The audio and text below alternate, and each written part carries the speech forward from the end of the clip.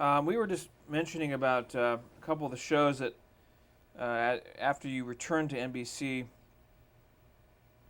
in '51 that you were a staging coordinator, and one of which was Armstrong Circle Theater. Right. Um, Describe briefly what that show was. What kind of show was it? It was a half-hour dramatic show, kind of tell a story, and they had a Broadway actress or actor come and take a part when they could, or they had regular good stage actors that they had come in, and it would be a little story like they had Mildred Natwick come in, and she'd be in this story about a Scottish lady who made marmalade. I mean, that doesn't sound like much of a plot, but it was. They had an interesting story that went with it, and then they had Sir Cedric Hardwicke come and play a part. They had a number of people like that, and there were usually 2 to 3 sets, and they would also do the commercial for Armstrong, Linoleum, and Cork, and so forth. And they'd have to have that a portion of the set for the commercial, because there wasn't any other studio. And they had a girl that was the spokesperson for Armstrong. She'd come and be on tap to do the thing, and she'd do it live, and they'd have little samples and pieces, and when the thing was all over, they'd give away all the stuff that they'd carted up by truck from Armstrong Cork Company, and people like that, they'd take a little square and put it in the floor of their closet or something, Everything that is left over from shows, people used to cabbage, and take home. I mean, they'd ask permission first, but then again, I guess some people took things when they didn't ask permission, too. The commercials were always done right at the studio. Now we'll just jump to Martin Caine. First it was William Gargan who played Martin Caine, then he got trouble with his throat and he had to leave, and Lee Tracy came in. And Lee Tracy was one of the nicest guys in the whole set of the 4 people that played Martin Caine. And he stayed a while, and then he had a commitment in the West Coast and he had to leave, and they brought Lloyd Nolan in. And Lloyd Nolan had been in a lot of trouble, in the pictures, and he was on a big drinking thing for a while. And he really hadn't gotten to the point of the Caine Mutiny picture story, because he had to make himself known again, that he could be relied on. But he did have a little bit of trouble getting all the lines, and he'd have lines written in inside of his hat and on the sleeve of the inside of his coat and things, cues and things, nothing. He was very good at it, but not as good as Tracy had been. Then they decided he wasn't that good, and then they brought in Mark Stevens, who was, of course, a young man compared to all the other people. But the thing that used to tickle the daylights out of me was the commercials that were done in a tobacco shop. We had a regular tobacco shop, which is the commercial, and Walter Kinsella was a retired police captain that ran the smoke shop. And one night, we had an actor come in. This couldn't have worked any better if they had rehearsed it. He came in and said his line like, "Hi, Pat, what do you have that's on a special tonight?" And Kinsella would say, "Well, the special was, we haven't had any specials, really." And they went around and around. They were making up all these words. It wasn't making any sense. And the people in the control room were grabbing their heads, and there was no way that they could ever change this, because it went right out on the air that way. And they filled the whole commercial time with ad-libbed lines. Some of it was fairly normal and amusing, but once in a while they'd get off the track completely. They never got back to what had been written for the script. They did mention the products, which of course was important, but they didn't have them in the right order, you know. There was Sano cigarettes, and Old Briar pipe tobacco, and some other kind of cigarette. But it didn't matter, except that those of us in the control room were falling apart, you know. You couldn't help but chuckle, even though you knew they were dying out there. Well, that's what I want to make clear, that these early shows had usually a main sponsor, and the commercials were done live. Yes. And you told me off camera about what you needed to do for Kraft Television Theater in regards to their commercials. Can you tell me that? They had an area in the studio, and down on the third floor we had built a great big kitchen, about the size of 4 of these rooms, and they had a staff. They had a whole set of people that made up the different products that they had made into delicious desserts or different delicious salads and delicious edible things, and they were all real and edible, and they'd been tested on camera, and they had the right color and everything. And Ed Hurley would be down on the studio adjacent to that particular kitchen, and they would have a little commercial set there. So we were coming from 2 studios, the studio where the show was emanated from, and the studio that the commercials came from. And then, of course, everything that they made was given to the crew, and they could eat it and have a wonderful time. There's some difference from just jumping back to way back early days. We had a man named James Beard, famous cook, that was making plum puddings for a Christmas show, and he put brandy on, and it was the old iconoscope tubes, and it didn't show up. Finally, we had to put some kerosene on, so of course we couldn't eat the pudding after that. Then up in 106th Street, we had Josephine McCarthy, who would get all twisted up in her lines,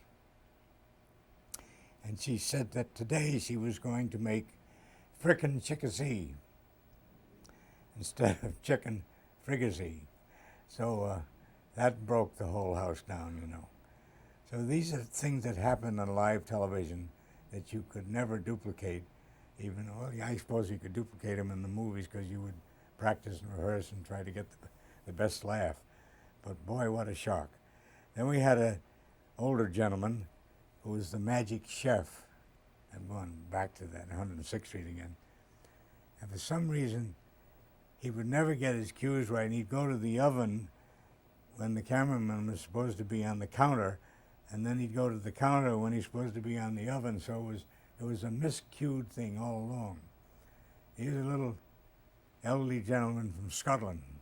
He'd say, I know we're going to go to the oven here to get the right part, and you'll be able to see just how toasty it is, and we would be looking at a pot boiling on the stove or something. So another thing, it was just hysteria. But that didn't happen more than, well, maybe the one time it happened, but it didn't happen regularly. But live meant it was happening right while it was being done. And what about, you'd also mentioned to me off camera about a show called Natural Treasures. Yes. Where you used live animals. Well, we had everything there that this man, an Englishman named Ivan Sanderson, and the program was called Ivan Sanderson's Natural Treasures. And he'd have birds, and he'd have ferrets, and he'd have any kind of an animal that he could get that wouldn't eat us all up. But this particular time he was going to have 2 people from the circus, the Barnum and Bailey Ringling Brothers Circus, which was playing at the Madison Square Garden, and an elephant was to arrive. And the following week he was going to have a tiger. It's good he didn't try to have both at the same time. So along with it came a trainer, riding breeches and boots stripped to the waist with a turban, you know, and one of those sticks or rakes or whatever they do to make the elephant move and put his trunk up and so forth.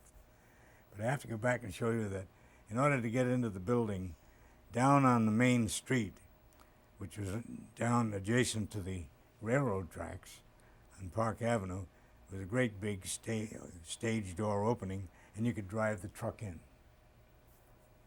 Now, I'd been sent up there a couple of weeks before that, and I found that we didn't have any trash cans or anything. I mean, there was, 2 or 3 old beat-up ones. So I ordered some trash cans. And I don't know who put the order in, but that morning when I arrived, I had 38 galvanized ash cans, or trash cans, and 38 covers. And they were all telescoped together, and the covers were all hanging like cymbals, you know. I thought, boy, that's more than I'll ever need again, but maybe we'll get them, put them in good use. So we go back up to the studio now. We're doing the show, and after the opening music and all the announcements, Punjab, I'll call him, comes out with the elephant, and the elephant, I don't know why, because the elephant performed in the Madison Square Garden, but the elephant got nervous, and all of a sudden we had sound effects of like Niagara Falls. And this elephant kept going and going and going. And we used to paint our stage floor with casein paint. I don't know whether you know what happens when you get water with casein. It gets just like slime, you know. So the Punjab is slipping all around trying to get the elephant to do things, and we finally get through the show. And I go downstairs to the loading dock, and I think, boy, this has been a tough day. Oh, I said, somebody's fixed all of the ash cans with the covers on. Now, Punjab and his elephant have left, and the driver's left, and I happened to go over and take a cover off, and every one of the 38 cans is filled with elephant dung. He cleaned out his truck and hoed it all back and filled all my trash cans. So you never should order anything that you think might get taken over by somebody else. Unbelievable. It really is. But that was not on camera, the filling up of the trash cans. But Niagara Falls was... Well, the cameraman kept off of the part of the elephant that was in action, but I mean, you could tell just what was happening, and everybody was like smiling and tittering and chuckling. And probably was pretty potent too, wasn't it? Oh, it was very potent, and you know, I couldn't get the smell out of those ash cans for a long, long while. I don't know what happened when the sanitation department came around to empty them. They must have been surprised. So you left them there? Oh, well, then the custodial staff of the building would take them, put them outside on collection day. I don't know how they explained it to the people that picked them up in the trucks. I guess they get used to all kinds of things happening. I mean, dead animals or anything that happens to be around. Yeah. Well, in 1954, NBC begins broadcasting some of its shows in color. How did that affect your duties there? Well, one of the things we had to always schedule through the engineering department was a color girl. In other words, they had hired 2 or 3 young ladies, not all with the same color hair, but they had kind of the same complexion. And the video man, they'd put them on camera, and the video engineer would regulate all his equipment to get the best picture in color, because took a lot of painting and maneuvering to get it just right in the beginning. At least it seemed that way to me anyway. And the duties remained just the same. In fact, the people that really went to town with the costume department when they were able to pick the right things that they wanted, because everything else had to be shades of gray and black and white, you know. It was kind of wonderful to see the color. So the sets were still in gray? No. Oh, I see. So No. everything. Everything became colorized, Right. and but they had certain regulations, and certain colors gave them a great deal of trouble, video-wise, so they'd steer away from them. I was going to ask you if there are any. You know what colors you couldn't use? Well, you'd think I'd remember, but I don't. Did you have? Was there color like technical directors that would come Yes, in? thank you for that.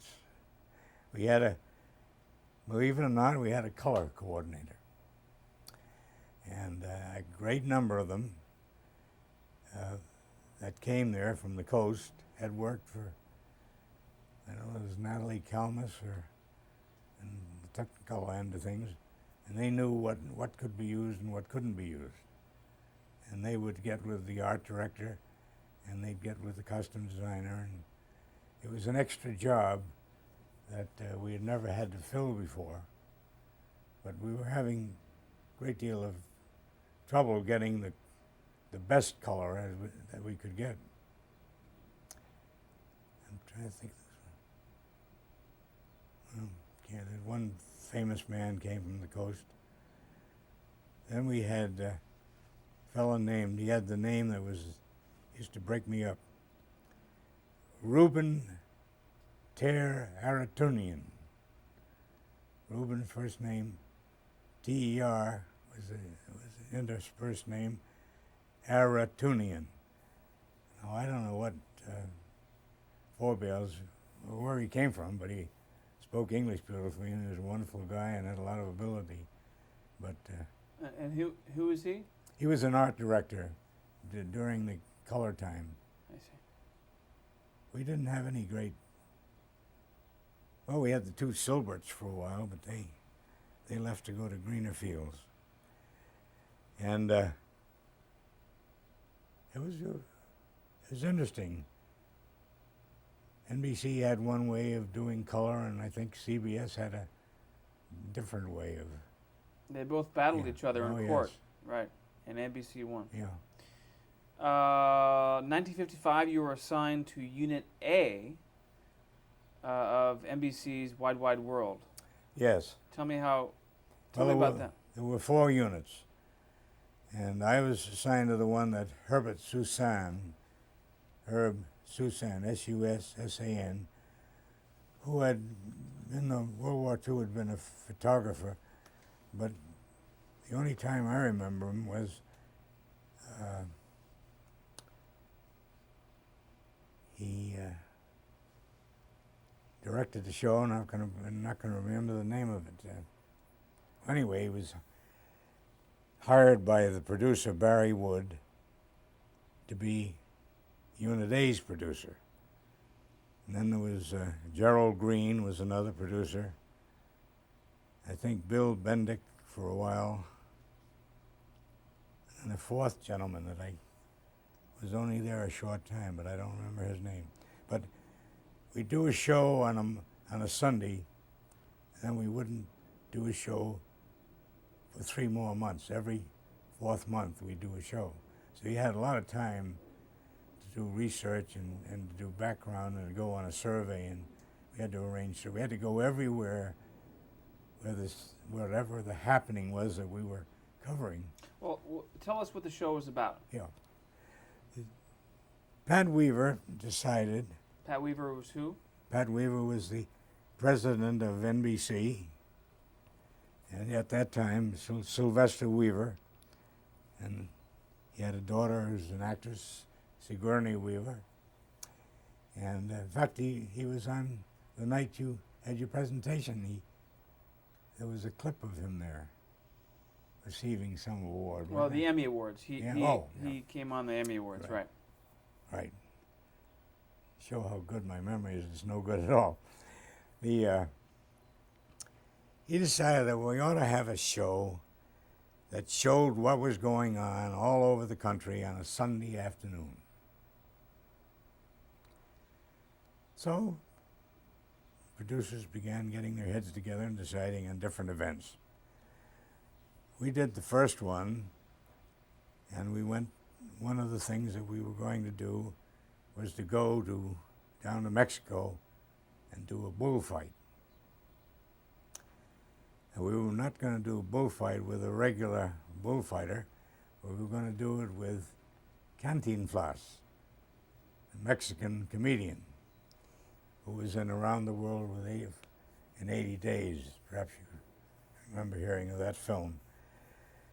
Well, I was sent down to Mexico City to talk to this man. His real name was Mario Moreno, and he had a little tiny mustache and a kind of a pork pie hat, and he always did a thing where he lost his trousers, and this was part of the bullfight.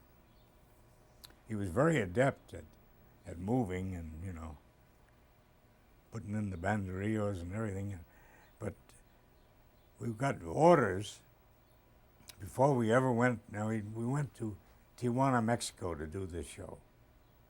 That was the closest way we could get mobile unit to go there and get the signal back to the States. And it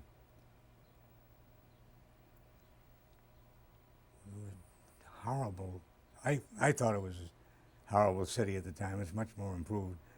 And Mexico City was most interesting, and we were courted around by Emilio Azcárraga and his son, who is no longer living, but they had real interesting things to see there. But we weren't doing the show on Mexico City. We were just making the arrangements with this Mexican comedian. The other thing that I had to do, I remember I was dispatched with $5,000 bills in U.S. currency. And that was what he was going to receive for his performance.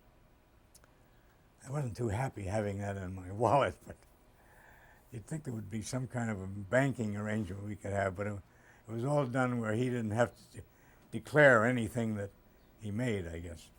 That's all right. It worked out fine. But the Association for the Prevention of Cruelty to Animals notified NBC that you cannot kill a bull on television.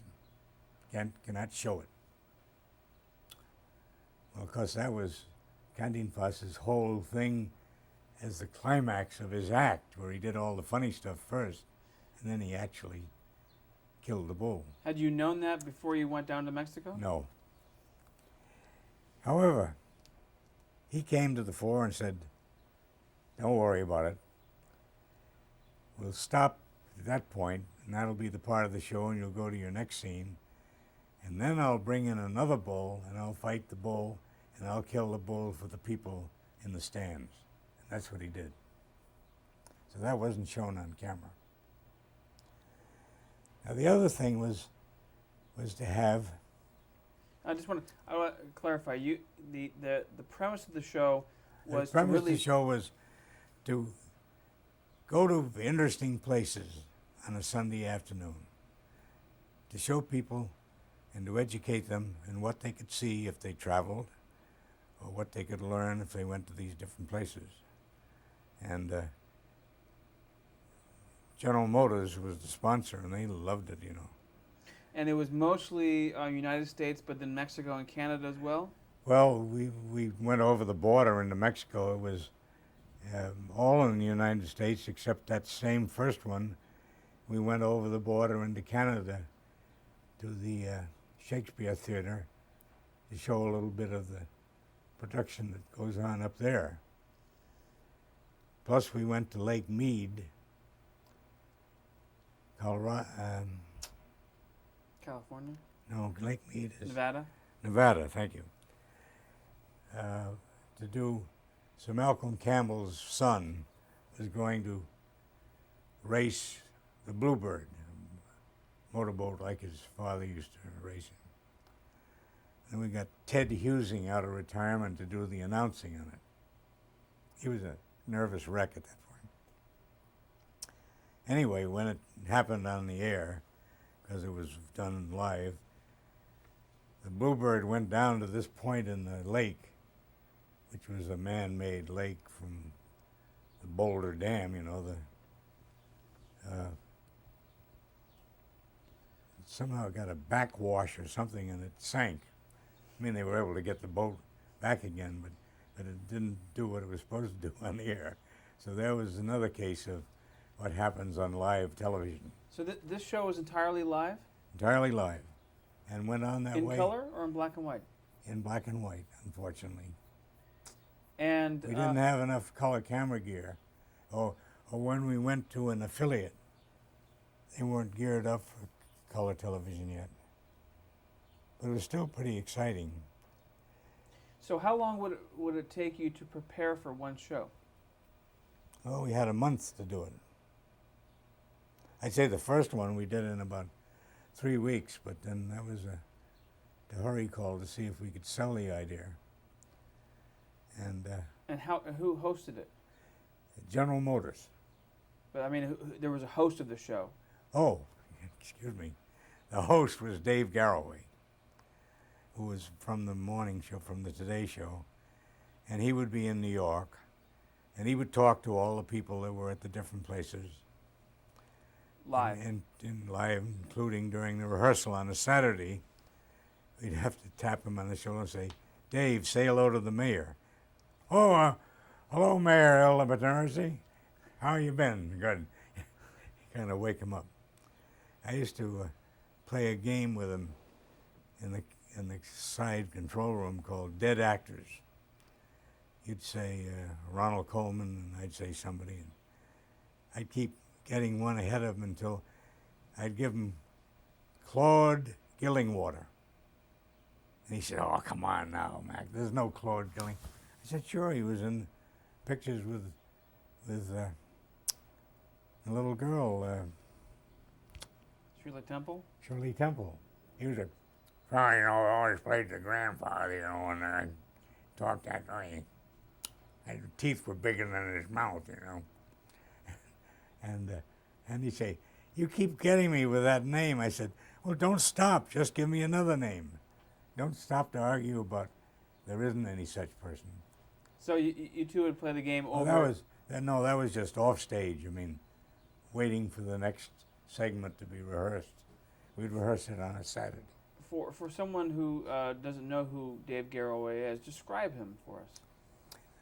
Well, Dave Garroway was a tall fellow who was kind of the interlocutor on his own show, Garroway at Large, which he started in Chicago. And I can't remember when he did that. Came back to New York, and they talked him into doing the Today Show. See, there was the Today Show, the Tonight Show, and the Home Show. They were doing all kinds of things to promote those shows. And those were the brainchilds of Pat Weaver. Correct. And all of that stuff was done live. And I never worked on Home or never worked on, well, I worked on Today, yes. But let me switch tapes here and stop you there.